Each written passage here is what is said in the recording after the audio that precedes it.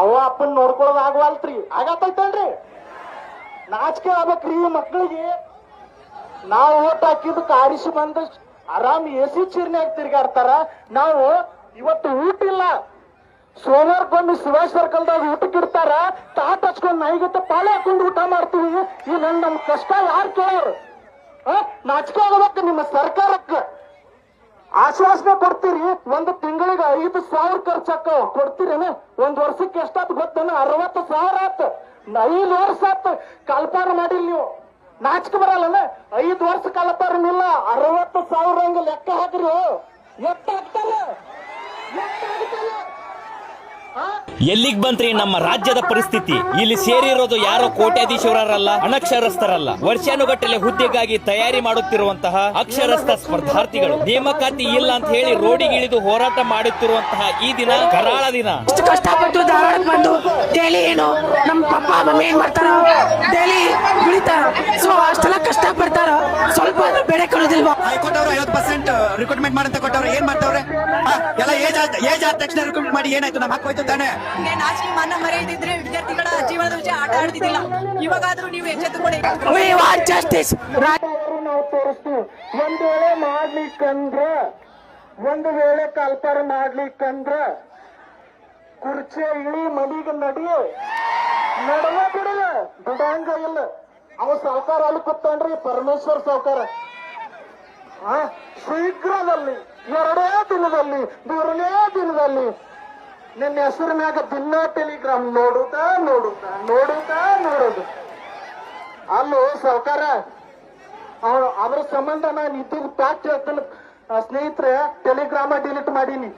ಎಟ್ರೆ ನೋಡಲ್ಲ ಅವನು, ಎಟ್ರೆ ನೋಡಲ್ಲ. ಹಿಂದ್ ಕಲ್ಪಾರ ಮಕ್ಕಳು, ನಾಳೆ ಕಲ್ಪಾರ ಮಕ್ಕಳು. ನಮ್ಮವ್ ಕೇಳ್ತಾವ ಮನ್ಯಾಗ, ತಮ್ಮ ಎಂದ್ ಕಲ್ಪಾರ ಆಗ್ಯಾವ, ಎಂದ್ ಬರಲಿ ಎಕ್ಸಾಮ್, ಎಂದ್ ನೌಕರಿ ಮಾಡಿ, ಎಂದ್ ಮದುವೆ ಆಗಿ ಅಂತ ಕೇಳ್ತಾವ. ಏನ್ ಹೇಳಿ ಅವ್ರಿಗೆ? ಏನ್ ಹೇಳ್ರಿ? ಏನ್ ಹೇಳಿ?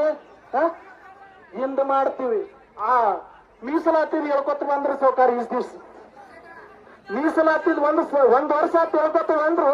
ಈಗ ಬಂದಾರ, ಹಿಂದ್ ಮಾಡ್ತೀವಿ, ನಾಳೆ ಮಾಡ್ತೀವಿ, ನಾಡ್ದು ಮಾಡ್ತೀವಿ, ಯಾಡ್ದು ಮಾಡ್ತೀವಿ. ಅತಿ ಶೀಘ್ರದಲ್ಲಿ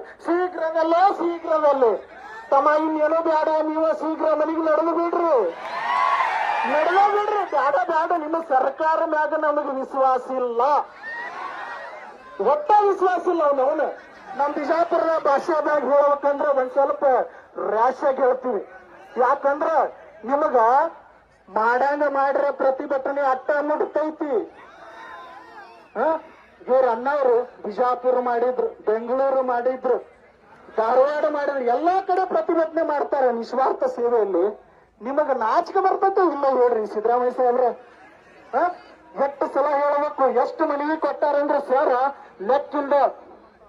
ಅವ್ರು ಎದಕ್ ಮಾಡಾಕತ್ತಾರ? ನಮಗೋಸ್ಕರ ಮಾಡಾಕತ್ತಾರ, ನಮಗಾಗೆ ಮಾಡಾಕತ್ತಾರ ಅಂತಕ್ಕಂಥ ಮಾತನ್ನ ನಮ್ಮ ಮನದಲ್ಲಿ ಇಟ್ಕೊಂಡು ಇವತ್ತು ಆ ಗ್ರೌಂಡಿಂದ ಒಂದು ಹೇಳ್ಯಾರ ಸರ್, 100% ಅದು ಫ್ರೀ ಮಾಡ್ಲೇಬೇಕು, ಮಾಡಲಿಲ್ಲ ಅಂದ್ರೆ ನಡೆಯಲ್ತಮ್ಮ.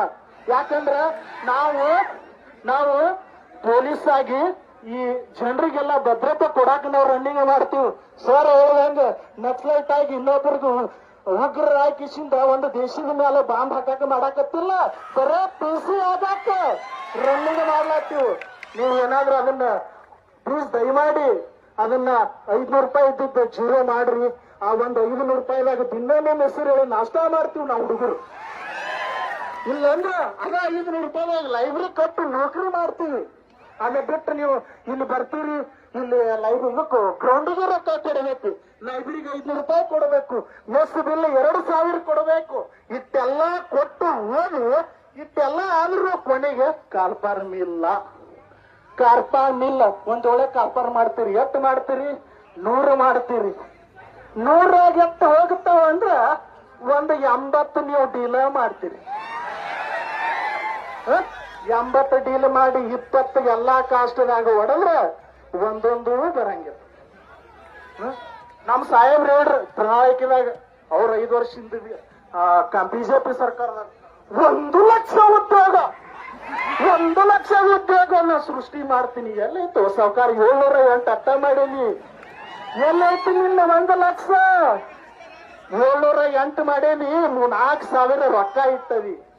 ದುಡ್ಯಾಕ ಹೋಗಿ ಕಿಸಿಂದ ನಾವು ಆ ಎಕ್ಸಾಮ್ ರೊಕ್ಕ ಕಟ್ಟಬೇಕು. ಕರೆ ಹೇಳ್ತೀನಿ, ನಿಮಗೆ ನಿಜ ಅನಿಸಿರೋದು. ಇಲ್ಲಿ ಹಲವಾರು ರೀತಿಯಾಗಿರ್ತಕ್ಕಂಥ ಕೆಟ್ರಿಂಗ್ ಗಳದಾವ. ಆ ಕೆಟ್ರಿಂಗ್ ನೈಟ್ ಹೋಗಿ ದುಡಿದು ಒಂದು ಡೇಕ್ ಅಡುಗೆ ನೀಡಾಕ 450 ರೂಪಾಯಿ ಕೊಡ್ತಾರೆ ಸಾವ್ಕಾರ. 450 ರೂಪಾಯಿ ತಗೊಂಡ ನಾವು ಆ ಎಕ್ಸಾಮ್ ಫೀಗಳನ್ನ ಕಟ್ತೀವಿ. ಯಾಕ ದೊಡ್ಡವರಾಗಿವಿ, ಅವ್ವ ಅಪ್ಪನ ಕಡೆ ರೊಕ್ಕ ಇಸ್ಕೊಳಕ್ ಆಗಂಗಿಲ್ಲ. ಎಷ್ಟತ್ತು ಇಸ್ಕೊಳ್ಳದ್ರಿ? 5 ವರ್ಷ ಆತ. ಅವರು ಕೊಡ್ತಾರ ಪಾಪ. ಯಾಕಂದ್ರ ಇಂದು ನನ್ನ ಮಗ ದೊಡ್ಡವ ಕಿಸಿಂದ ನೌಕರಿ ಮಾಡಿ ಮುಪ್ಪಿನ ಕಾಲಕ್ಕೆ ನನಗ ಸಹಾಯ ಆಗಿರ್ತಾನಂತ.